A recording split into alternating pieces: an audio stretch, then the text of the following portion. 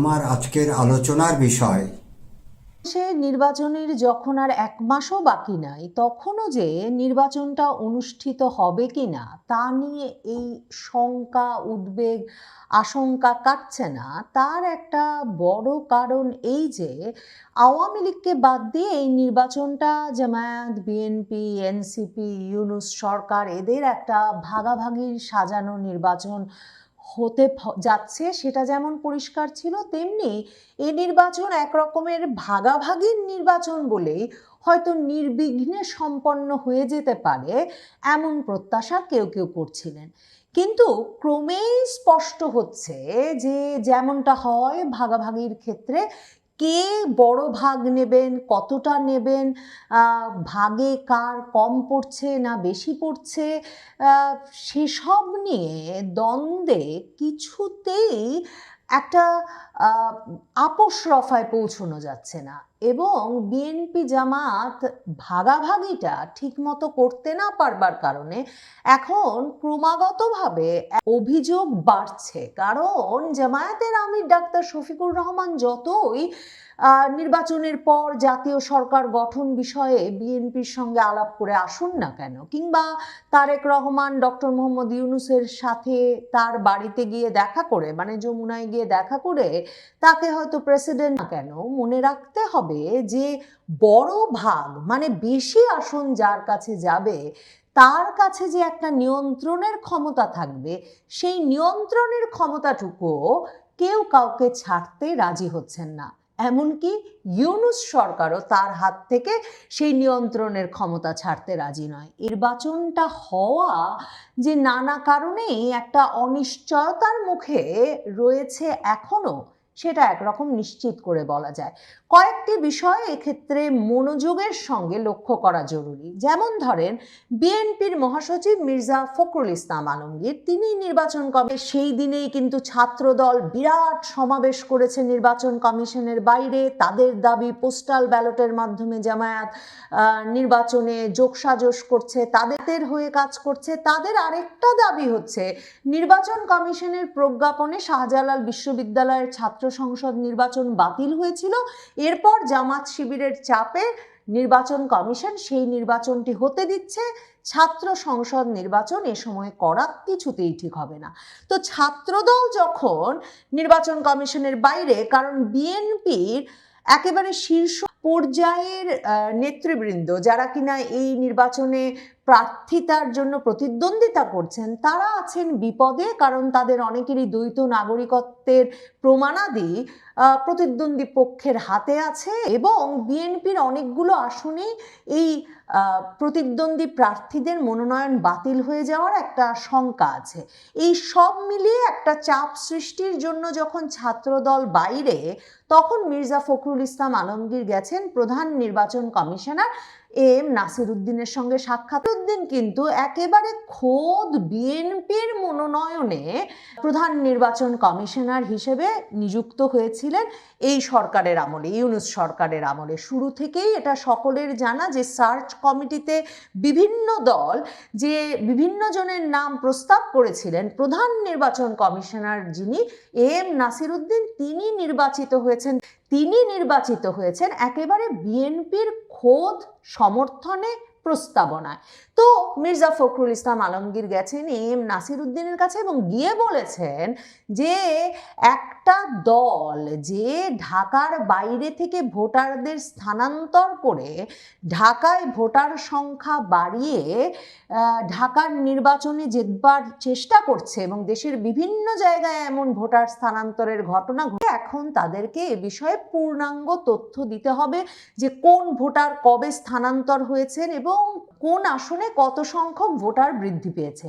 দেখেন, আপনাদেরকে আমি এই যে জামায়াতের গোপন পরিকল্পনা ফাঁস গোয়েন্দাদের তথ্যে এবং 200 আসন জেতবার জন্যে কিভাবে জামায়াতে ইসলামী ভোটার স্থানান্তর করছে, সে খবর 29শে ডিসেম্বর দিয়েছিলাম। বিএনপি এতদিনে কেন মুখ খুলল বলুন তো? তার মানে এখন একরকমের একটা আপোসরফা হয়েছিল ইউনূস সরকারের যে আপনাদেরকে আমরা জিতিয়ে দেব, কিন্তু একটা জাতীয় সরকার গঠন করবেন এবং সেই জাতীয় সরকার গঠনের পাশাপাশি এই সরকারের জাতীয় নিরাপত্তা উপদেষ্টা কিংবা বিনিয়োগ উন্নয়ন কর্তৃপক্ষের চেয়ারম্যান সহ, ধরেন ফায়েজ আহমেদ তৈয়ব টেলিযোগাযোগ উপদেষ্টা সহ, এরকম ইউনূস সরকারের নানা বিশেষ সহকারীদেরকে আপনারা রেখে দেবেন এই সরকারেও, আর ইউনূস সাহেবকে প্রেসিডেন্ট বানাতে হবে। এমন একটা আপোসরফা বিএনপির সঙ্গে হয়েছিল, এটা বলে যে বাংলাদেশে একটা মধ্যপন্থার সরকার হোক। কাজেই জামায়াতে ইসলামী জাতীয় নাগরিক পার্টিকে বিএনপি তার সরকারে জাতীয় বিএনপির নির্বাচনে বিজয়ী হবে, কিন্তু বিএনপি এখন দেখছে যে তাদেরকে এক রকমের ছেলে ভুলানো ছড়া বলা হচ্ছে বটে, যে তারাই বিজয়ী এবং তাতে তাদেরকে একটা ব্যাপক সম্বর্ধনা এবং সম্মানের মধ্যে তাদের নেতাকে রাখা হয়েছে বটে, কিন্তু বিএনপি দেখছে পুরো নির্বাচনটা সাজানো হয়েছে, মানে ইউনূস সাহেবের মেটিকুলাস ডিজাইনটা আবার জামায়াতে ইসলামীকে বিজয়ী করছে। আর জামায়াতে ইসলামী সাংগঠনিকভাবে, সাংগঠনিক দক্ষতায়, কৌশলে নির্বাচনে জেতার জন্যে অনেক অনেক ধাপ এগিয়ে আছে বিএনপির প্রস্তুতির চেয়ে। কাজেই বিএনপি এখন গিয়ে নির্বাচন কমিশনে বলছে, যে খবর আপনাদেরকে আমি 29শে ডিসেম্বর দিয়েছি, মির্জা ফখরুল ইসলাম আলমগীরের মুখ এতদিনে খুলেছে, তিনি বলেছেন। এছাড়া বিএনপি জামায়াতে ইসলামীর নাম করে একটা অভিযোগ করে এসেছে নির্বাচন কমিশনে, যে জামায়াতে ইসলামীর নেতারা সারা দেশে ভোটারদের ন্যাশনাল আইডি নাম্বার বিকাশ এক ধরনের অপরাধ, ক্রিমিনাল অফেন্স, এটা নির্বাচন কমিশনকে খতিয়ে দেখতে হবে এবং বন্ধ করতে হবে। তো এমন গুরুতর অভিযোগ যখন জামায়াতে ইসলামীর বিরুদ্ধে এনেছে নির্বাচন কমিশনে গিয়ে মির্জা ফখরুল ইসলাম আলমগীর তাদের নিয়োজিত প্রধান নির্বাচন কমিশনারের কাছে, তাহলে নির্বাচন কমিশনকে এখন একটা ব্যবস্থা নিতে হবে। না হলে বিএনপি নিশ্চয়ই এটা নিয়ে আরও শোরগোল তৈরি করবে, বিশেষভাবে সে সময় যখন তারা ছাত্রদলকে নির্বাচন কমিশনের বাইরে বসিয়ে রেখে জামায়াতের আমির, জামায়াতে ইসলামীর নেতৃবৃন্দ সহ প্রধান উপদেষ্টার সঙ্গে সাক্ষাৎ করে এসেছেন। প্রধান উপদেষ্টা এখনো যে একদম নির্বাচনটা নিজ হাতে সাজাচ্ছেন এবং জামায়াতের সঙ্গে তার যে ঘনিষ্ঠ এবং পরিকল্পনার যে এক রকমের মৈত্রী এবং ভাগাভাগি, তার প্রমাণ জামায়াতে ইসলামীর নায়েবে আমির সৈয়দ মোহাম্মদ তাহের যমুনা থেকে বেরিয়ে এসে কিনা ঘোষণা 11 দলীয় সমঝোতা থেকে, তাদের সঙ্গে সমঝোতায় না থেকে ইসলামী আন্দোলন বাংলাদেশ যে বেরিয়ে গেছে, সেই ইসলামী আন্দোলন বাংলাদেশের জ্যেষ্ঠ নায়েবে আমির সৈয়দ মোহাম্মদ ফাইজুল করিমের জন্যে তারা একটা আসনে প্রার্থী দেবে না, মানে জামায়াত একটা আসন ছাড়কে, যদিও বা তার দল কিছুতেই জামায়াতে ইসলামীর সঙ্গে জোটে থাকতে রাজি হয়নি। ভাবুন তো, মানে জামায়াতে ইসলামীর সঙ্গে বৈঠকের পর কেন দেবেন? মানে তিনি কি এক রকমের ভাগ করে দিচ্ছেন যে কোন আসনে কে বিজয়ী হবেন, কোন আসন কার জন্য ছাড় হবে? মনে আছে তো যে জামায়াতে ইসলামীর আমির যেদিন এনসিপির সঙ্গে তাদের সমঝোতার ঘোষণা দিয়েছিলেন, ঘোষণা দিয়েই তিনি চলে গিয়েছিলেন সোজা ক্যান্টনমেন্টে সেনা প্রধানের সঙ্গে বৈঠক করতে। কাজেই নির্বাচনটা যে একরকম সাজিয়ে গুছিয়ে তোলার চেষ্টা হচ্ছে এবং তাতে প্রায়শই একমাত্র বিস্ফোরা হয়ে দাঁড়াচ্ছে বারবার একক সংখ্যাগরিষ্ঠতা নিয়ে নির্বাচনে জিতে সরকার গঠনের স্বপ্ন দেখছে। এই যে জামায়াতে ইসলামী, জাতীয় নাগরিক পার্টি, ডক্টর ইউনূসের সরকার, এই স্টেক হোল্ডারদের জন্যে একক সংখ্যাগরিষ্ঠতা পেয়ে কোনো একটি দল নির্বাচনে জিতে যে সরকার গঠন করতে চাইছে, সেটা তাদের পুরো সমীকরণটাকে একরকমের উল্টে পাল্টে দিচ্ছে। জামায়াতে ইসলামীর নায়েবে আমির সৈয়দ মোহাম্মদ তাহের এছাড়াও যমুনার সামনে বসে একথাও বলেছেন যে দেশের প্রশাসন ধীরে ধীরে একটা নির্দিষ্ট রাজনৈতিক দলের দিকে ঝুঁকে পড়েছে। তারা প্রধান উপদেষ্টাকে গিয়ে বলেছেন যে কথা আমি বলছিলাম, যে কথা জামায়াতে ইসলামী বারবার উদ্বেগ জানাচ্ছে, এবার তারা প্রকাশ্যে সংবাদ সম্মেলনে সেটা জানালো যে দেওয়া হচ্ছে, যে পরিমাণ সিকিউরিটি দেওয়া হচ্ছে সেটা লেভেল প্লেইং ফিল্ড নষ্ট করছে। কাজেই তারা প্রধান উপদেষ্টাকে গিয়ে বলে এসেছেন যে দিতেই পারেন একটি দলের প্রধানকে আপনারা এরকম প্রোটোকল বা সিকিউরিটি, কিন্তু সেই প্রোটোকল এবং সিকিউরিটি আপনাদেরকে জামায়াতে ইসলামীর আমিরের জন্যও দিতে হবে। এখন জামায়াতে জাতীয় নাগরিক পার্টির নাহিদ ইসলামের জন্য দেওয়া হবে না, তাহলে কি ইসলামী আন্দোলন বাংলাদেশের চরমোনাই পীর সাহেবের জন্য দেওয়া হবে না? তাহলে সরকারকে আসলে এই ভাগটাও এখন একেবারে সুনির্দিষ্টভাবে সমানে সমানে করতে হবে। বিএনপির জন্য সামনের পথটা ছাত্রদল যে ওই যে নির্বাচন কমিশনের সামনে গিয়ে দাঁড়িয়েছে শাহজালাল প্রযুক্তি বিশ্ববিদ্যালয়ের নির্বাচন অনুষ্ঠানের অনুমোদন দেওয়ার প্রতিবাদ করতে, তার একটা বড় কারণ, এবং মির্জা ফখরুল ইসলাম আলমগীরও এই কথা বলেছেন যে এটা তো এই সময় একদম ঠিক হচ্ছে না, কাজেই ছাত্রদল যে সামনে বসে আছে সেটা ঠিক কাজ করছে। তার কারণ যে পাবলিক বিশ্ববিদ্যালয়ে জামায়াতে ইসলামীর ছাত্র সংগঠন ছাত্র শিবির বিপুল ভোটে বিজয়ী হয়েছে, প্রায় পূর্ণ প্যানেলে বিজয়ী হয়েছে, ছাত্রদল কোথাও দাঁড়াতেই পারেনি। এখন সিলেটের শাহজালাল বিজ্ঞান প্রযুক্তি বিশ্ববিদ্যালয়ে নির্বাচনের কয়েক সপ্তাহ মাত্র বাকি থাকতে, মানে 20শে জানুয়ারি এই প্যানেল বিজয়ী হয়, যেখানেও শিবির অত্যন্ত শক্তিশালী, যেই বিশ্ববিদ্যালয়ে এবং ছাত্রদলকে হারিয়ে শিবির বিজয়ী হবে বলেই ধারণা করা হচ্ছে।